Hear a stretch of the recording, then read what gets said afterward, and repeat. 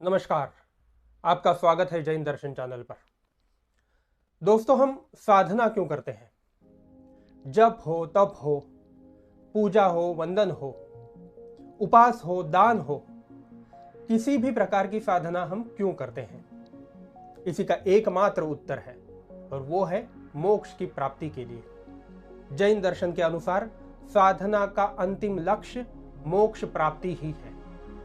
लेकिन क्या ऐसा होता है कि मैंने आज साधना की और कल मुझे ज्ञान की प्राप्ति हो गई, मोक्ष मिल गया? आज मैंने दान किया, कल मैं सर्वज्ञ हो गया? आज मैंने कुछ उपवास किया और कल मुझे केवल ज्ञान की प्राप्ति हो गई? ऐसा कभी होता है? नहीं होता। तो फिर साधना क्या करती है? दोस्तों, साधना आत्मा की शुद्धि कराती है।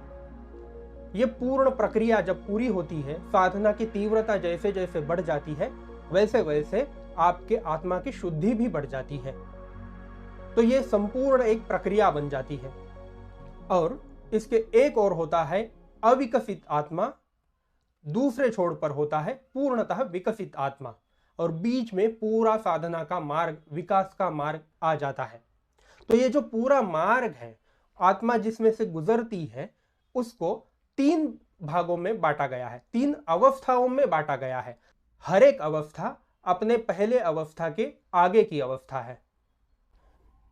तो प्राचीन जैन आचार्यों ने इसको 3 अवस्थाओं में बांटा है और उन्हीं के विषय में आज के वीडियो में हम जानकारी लेने वाले हैं। तो आइए देखते हैं इन 3 अवस्थाओं के नाम क्या है।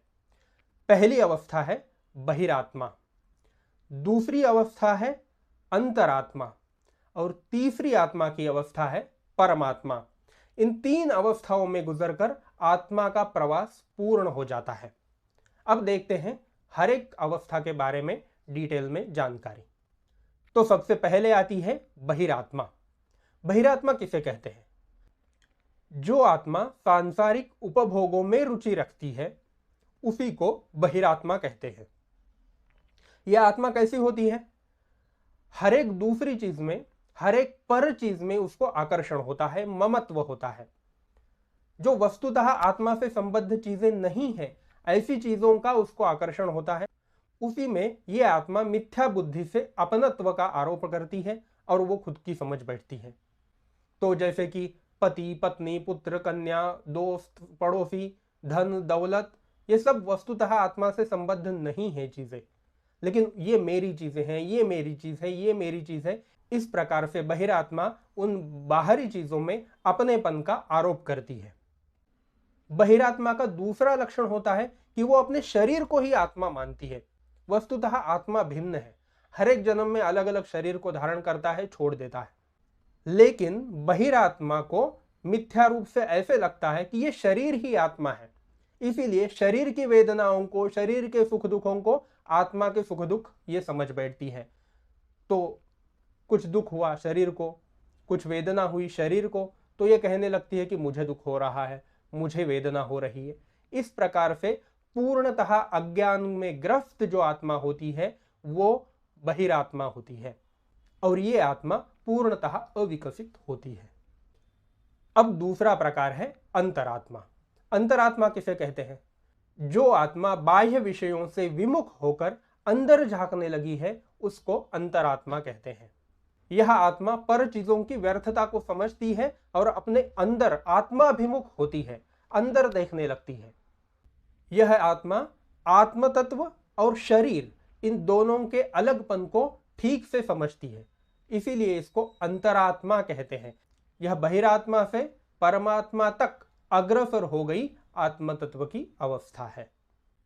अब इस अंतरात्मा को भी 3 अवस्थाओं में बांटा जा सकता है। एक निम्न अवस्था है इसकी, एकदम नीच की अवस्था है, अर्थात जो बहिरात्मा से ऊपर की है लेकिन बाकी अंतरात्माओं से नीचे की अवस्था है, जो अविरत सम्यक दृष्टि होती है। उसके ऊपर की मध्य अवस्था है। इस अवस्था में आत्मा देश विरत सम्यक दृष्टि होती है, जैसे श्रावक, उपासक है, कोई प्रमत्त मुनि अगर है, वो सारे इसमें आ जाएंगे। और अंतरात्मा की जो उच्चतम अवस्था है, उसमें अप्रमत्त योगी, मुनि इत्यादियों का समावेश होता है। तो ये हुआ दूसरा प्रकार अंतरात्मा। तो इसमें क्या होता है कि आत्मा बाह्य तत्वों को छोड़कर अपने अंत में ही, अंतर में ही निमग्न हो जाती है। और अब आत्मा का तीसरा प्रकार है परमात्मा, उसके बारे में जानकारी लेने से पहले अगर यहाँ तक का विवेचन आपको पसंद आया है तो ज़रूर वीडियो को लाइक करना, कमेंट करके हमें बता देना और हाँ, चैनल को सब्सक्राइब करना मत भूलना। तो अब जानकारी लेते हैं तीसरे अर्थात परमात्मा इस अवस्था की। तो आत्मा इस अवस्था में कर्ममल से पूर्णतः रहित हो जाती है। उसका कर्ममल पूरी तरह से धुल जाता है। राग, द्वेष, कषाय आदि सब नष्ट हो जाते हैं।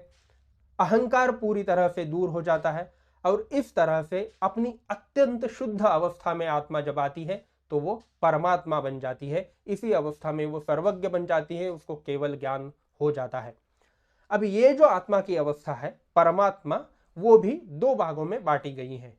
पहली अवस्था जो जीवन मुक्त अवस्था होती है उसको अरहत कहते हैं। इस अवस्था में क्या होता है?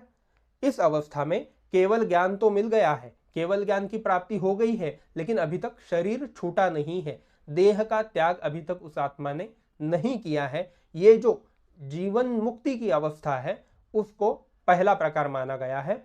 और दूसरा प्रकार है सिद्ध अवस्था, अर्थात केवल ज्ञान के बाद शरीर का भी त्याग कर दिया है और आत्मा अब किसी शरीर से बद्ध नहीं है। इस प्रकार से परमात्मा भी दो अवस्थाओं में विभाजित किया गया है। अब ये जो तीन अवस्थाएं हैं, ये तीन अवस्थाएं कई अन्य श्रेणियों में बांटी गई हैं, कुल 14 श्रेणियों में। क्या आप जानते हैं इन श्रेणियों को क्या कहते हैं? अगर आप जानते हैं तो नीचे कमेंट करके जरूर बता देना। और हाँ, हमारा चैनल सब्सक्राइब करना, क्योंकि हमारी आगे एक बहुत बड़ी वीडियो सीरीज आने वाली है और उसका विषय यही है, ये आत्मा के विकास की श्रेणियां। तो जरूर चैनल को सब्सक्राइब करें और अब मिलते हैं अगले वीडियो में। तब तक के लिए नमस्कार, जय जिनेंद्र।